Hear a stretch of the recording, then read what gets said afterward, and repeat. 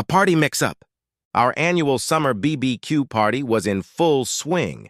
There were probably more than 50 people in attendance who were about to eat their fill. Everyone seemed to be having a great time.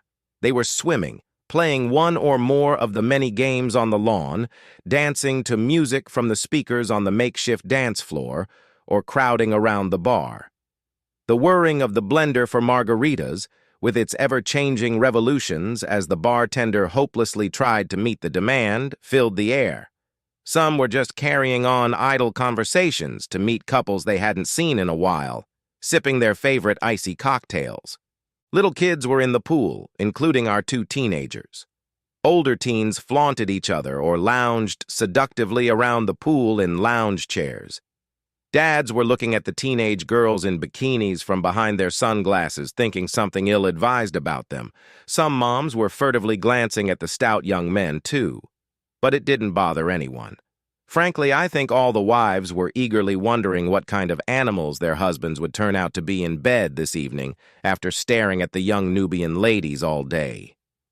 Truth be told, after so many years of marriage, they no longer cared what aroused their husbands with their daddies' bodies, as long as something aroused them.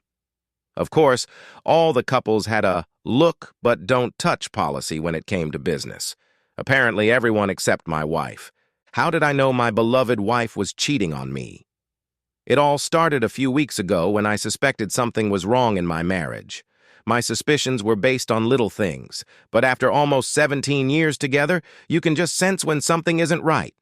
Of course, it was one really serious thing that finally alerted me.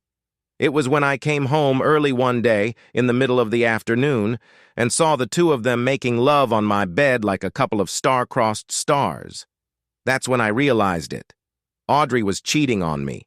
I mention the little things because pointing out that I didn't have a single sign makes me seem even more of a fool than I really was. To my credit, after I saw the main thing, I realized that there were a lot of little warning signs that I will pay attention to in the future. That is if I ever get married again. One of those signs was that Audrey started treating me kinder a couple months ago. Our marriage had reached that addictive point where we were starting to pick on each other a bit. You know, remembering to point out each other's minor flaws. For example, I often left the toilet seat up, and every time I did that, she felt it was her duty to point it out to me. Even if she had to wake me up or chase me down when I was outside mowing the lawn. For my part, I felt it was important to point out to her that the dishpans she supposedly washed still had bits of stuck-on food in some places, even if I had to wake her up to do it. You know, they were just cute little things that all middle-aged married people do for each other to show their love. Anyway, a couple of months ago, it was like someone flicked a switch and she no longer criticized me for anything. I logically thought I was suddenly a better lover or husband, and that's what made her change. In retrospect, I can say it was pretty weird. For example, after I woke her up from her nap one Sunday morning to gently point out yet another soiled, supposedly clean pan I had taken from the dryer, she said, "I'm so sorry, Andrew. I can't believe I was so careless. I'll try to do better in the future." And she put her head back on the pillow and went back to sleep. And what I really should have noticed was that she started encouraging me to play golf with my friends all day on weekends, and drinking with work buddies on weekday evenings. Really, what kind of wife does that? Anyway, after that, I could do no wrong. Audrey wanted to make love to me all the time, like 3 or 4 times a week, instead of our usual Saturday 5-minute Nirvana sessions. She wanted to experiment with different things, too. So I left it at that. Now she was the initiator, and she seemed to be enjoying it. I remember thinking the first time we made love that it should have been tighter, but still, it was new, and I nonchalantly continued. Anyway, it was like I had become a love god or something. I suddenly got so much better that she became very talkative. After more than a decade of marriage and 2 kids, you take what you can get, so I kept going. I have many more examples I could give, but you get the point anyway. Sorry, I got a little off topic there. So, what did I do with that horrible painting? Well, I may be stupid, ignorant, and 15 pounds, 7 kilo overweight, but I'm not weak. So, I did what any self-respecting husband would do in such circumstances. I sat on the floor and cried. I'm kidding. I really wasn't. I said something reasonable and sensible given the state of shock I was in. Are you serious? His wife is your best friend. Are you out of your fucking mind? In hindsight, it would have been better if I had fallen on the floor and cried. At least I might have gotten a few sympathy points from Audrey. My comment, I think, only cheered her up. Really, what kind of husband is it who, upon discovering some asshole in bed next to his wife's first comment, is that she's doing it with her best friend's husband? Thank you, Captain Hindsight. Seriously? Maybe I should have yelled, "I'll kill you bastards," and lunged at them both with my 7-iron. I do own that 7. Or maybe some other manly shit. But again, in my defense, I was shocked at what I witnessed. Neither of them uttered a word, made no attempt to cover themselves. They both stared dumbly at me for several seconds. Perhaps they, too, were having trouble realizing the absurdity of what I had just said. Finally, completely at ease, they both slid off the bed and began to quietly dress. They were not in the slightest degree embarrassed by their nakedness. Audrey spoke first. "Jake, honey, I think it's time for you to go. Andrew and I need to have a little talk." All that asshole said was, "Okay." He finished getting dressed and walked past me without even asking how I was doing. He walked casually out of my house like he had no problems in the world. I was tempted to say something menacing and clever in his ass, but given my failure a few minutes ago, I prudently declined to do so. Audrey began to speak to me patronizingly, as if I were a small child. "Audrey, I'm sorry you had to see that, soul." And, "It doesn't mean anything. He's just a little entertainment for me. It doesn't affect my love for you in the slightest. It'll pass quickly. Blah, blah, blah, blah." All this time, she was very carelessly putting on her clothes. I couldn't tell if she was taking her time to make sure I could see the pinkish-red bite marks on her breasts, or if she didn't notice they existed. Audrey continued to talk to me slowly and soothingly as she began to remove the sheets from what used to be our bed. She began to put them in the laundry basket as if it was her regular laundry day. Come to think of it, it was her regular laundry day. Interesting. I could only stand there with my mouth open and blink my eyes like a 4-way traffic light indicator. When Audrey finished putting all the soiled linens into the basket, she picked it up and walked past me and headed for the laundry room. "Come with me, dear. That way we can continue discussing our little problem." And, incredibly, I followed her as she commanded, like a little lost puppy. She began to explain to me all the logical reasons why divorce would be bad for the whole family, but especially for me. Strangely, Audrey's demeanor was not threatening or demanding. She was perfectly calm in pointing out the practical implications of divorce for family members. Prudence on my part would certainly go a long way toward avoiding trouble. I think that's what she meant. Audrey began to systematically load the bedding into the washing machine. She added the necessary tablets and liquids, then adjusted the settings and started the wash cycle. Well, that was it. She turned to me and rubbed her hands vigorously back and forth as if wiping them clean.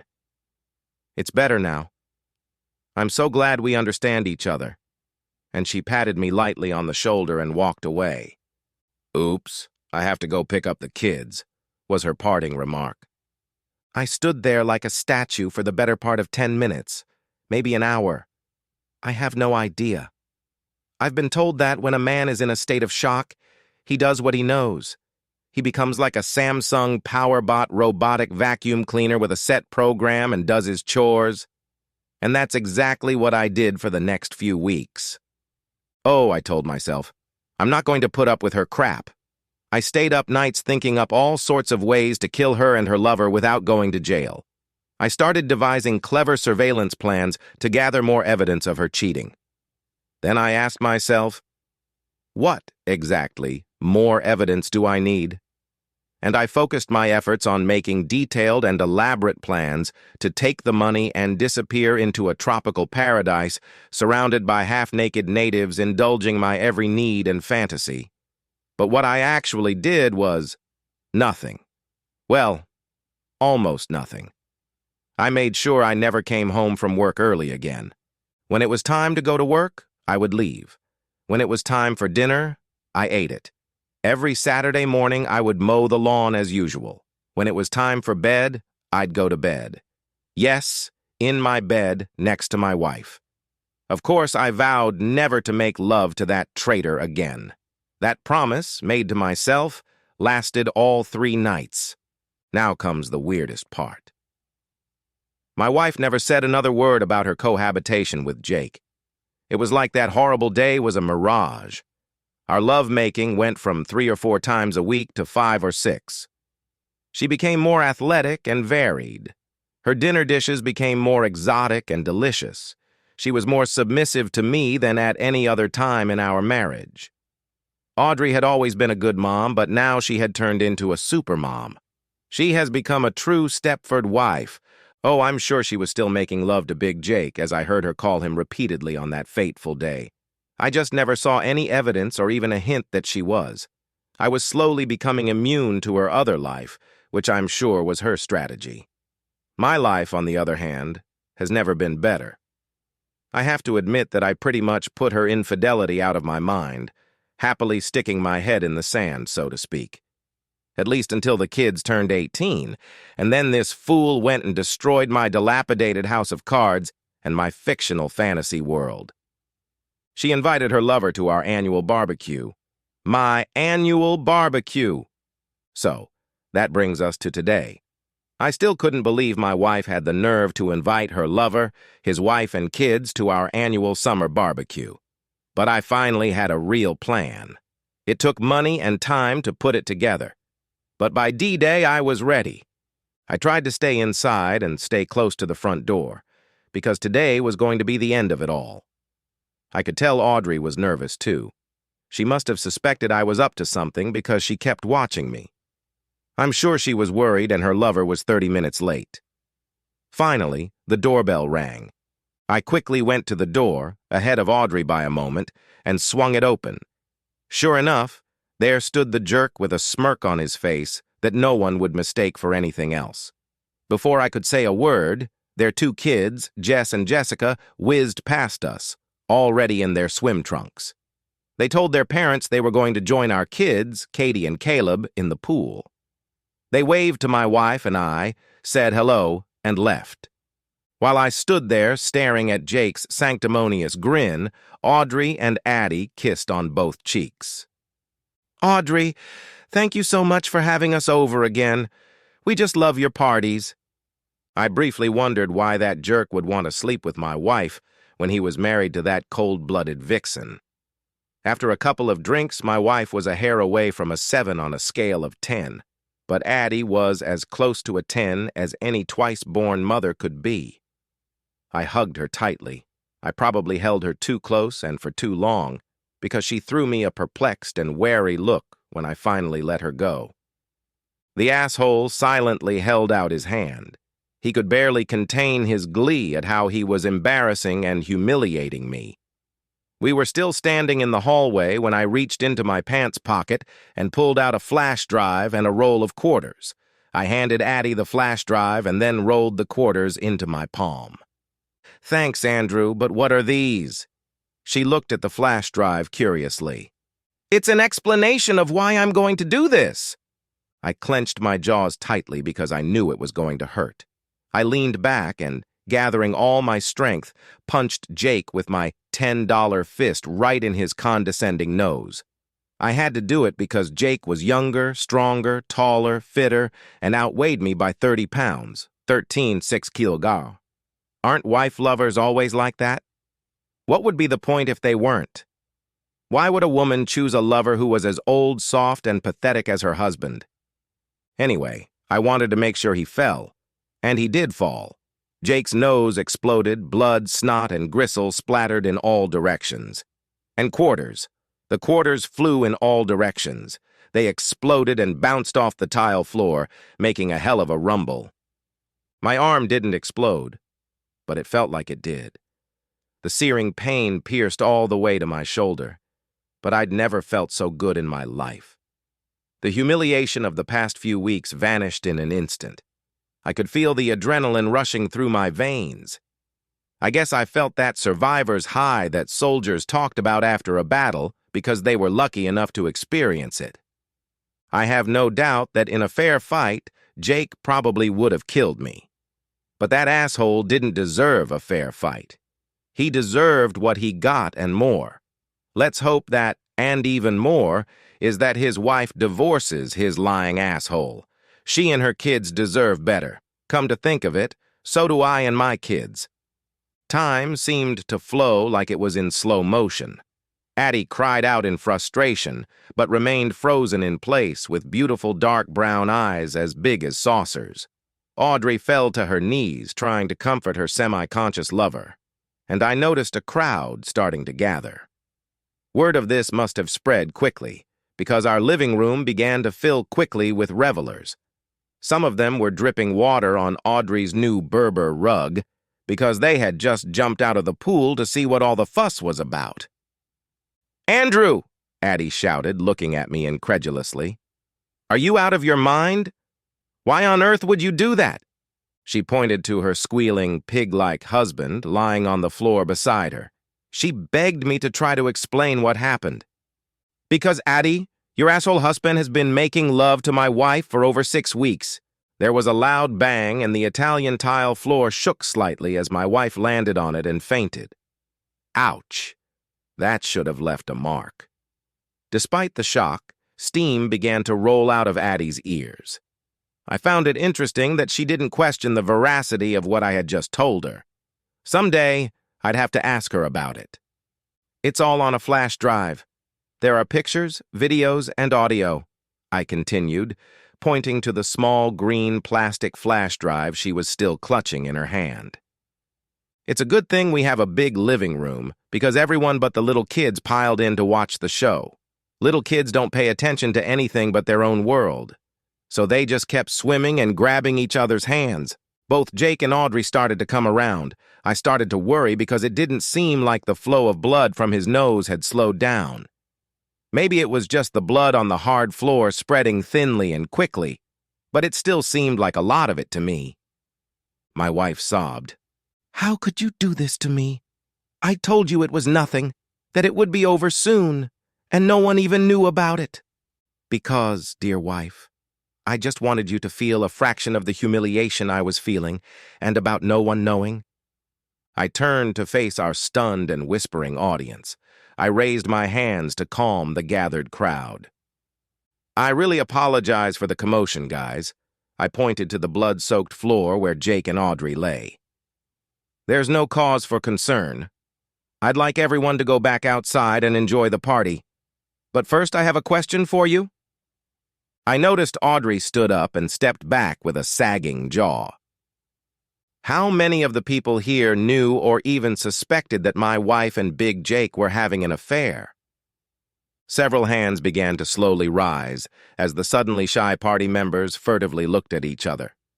There is safety in numbers, so as the guests became more comfortable, the hands began to rise higher and higher. "I see. Looks like more than half of you were aware to some degree. Thank you for your help. Now please, let's get back to the party.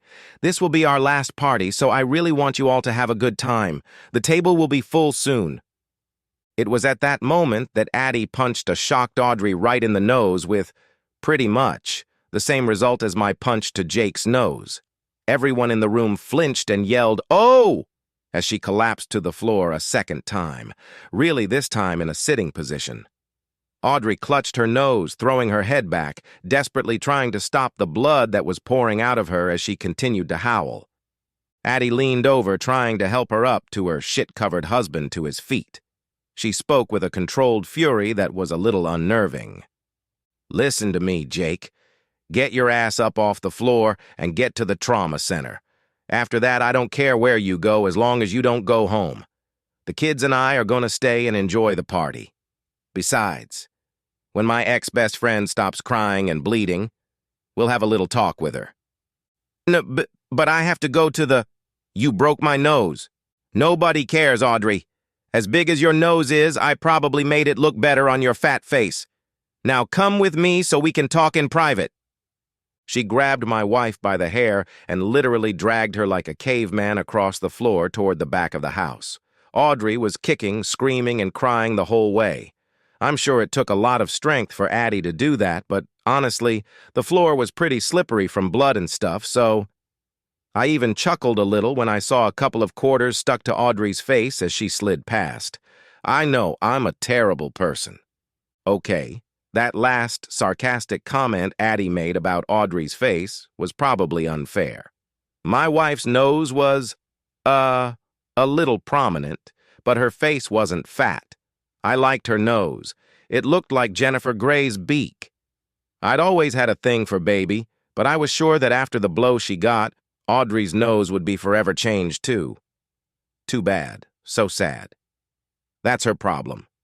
Plus, judging by the look on Addie's face, Audrey might get hurt even more before this night is over.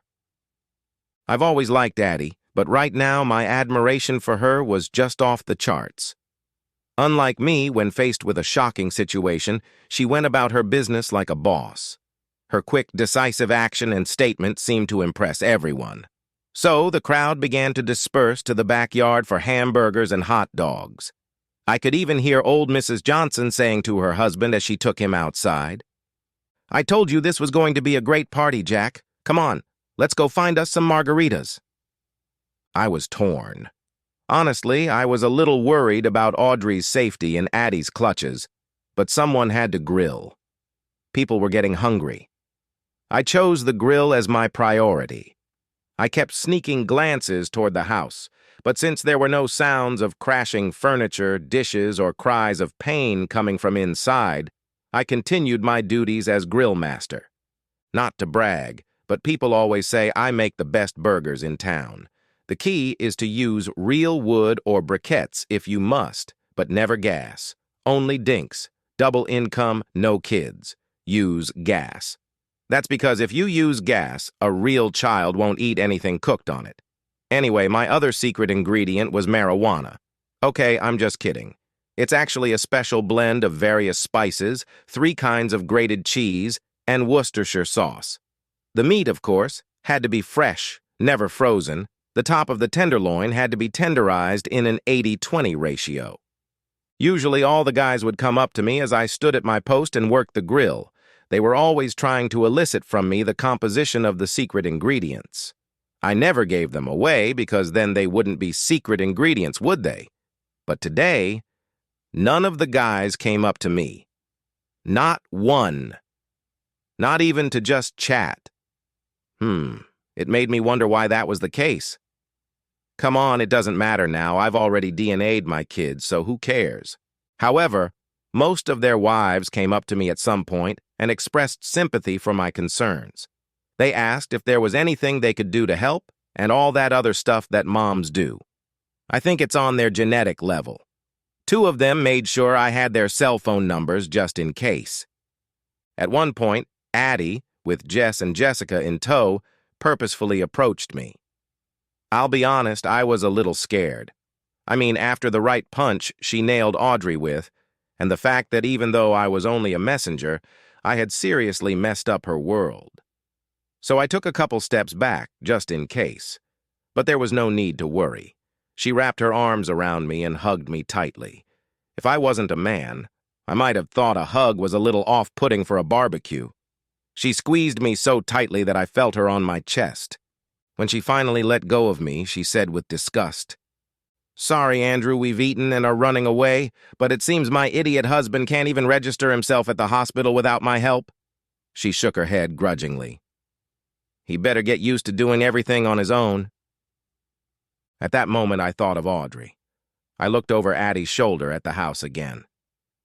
You didn't kill her, did you, Addie?" I heard her children giggle slightly at that question. I looked over at them. They were each holding a freshly washed quarter. "No, Andrew. I didn't even touch her anymore." I just explained to her the facts of life and what I was going to do next. Okay. I certainly wondered what "what's next" meant, but I decided to leave it at that.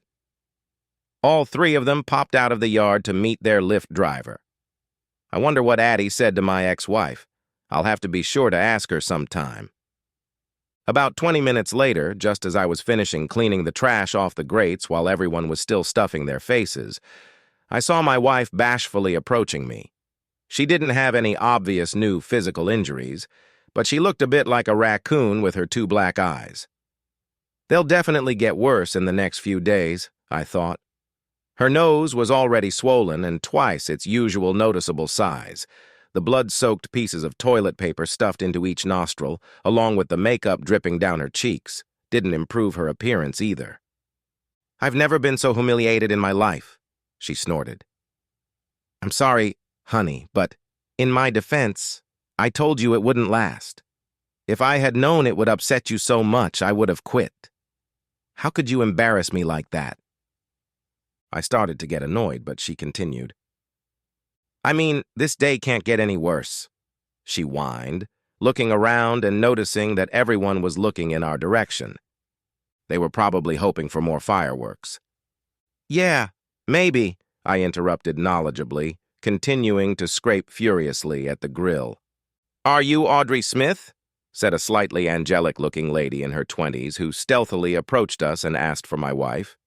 Yes. You've been served." And she handed Audrey the ubiquitous 812x11-inch 21 6x28 centimeter manila envelope. Another thud sounded as Audrey fell to the ground again. Fortunately, this time she was lying on the grass when she fell. I'm pretty sure I heard someone exclaim, "Saifra 3! Maybe it was me? Thanks for the hamburgers, Mr. Smith."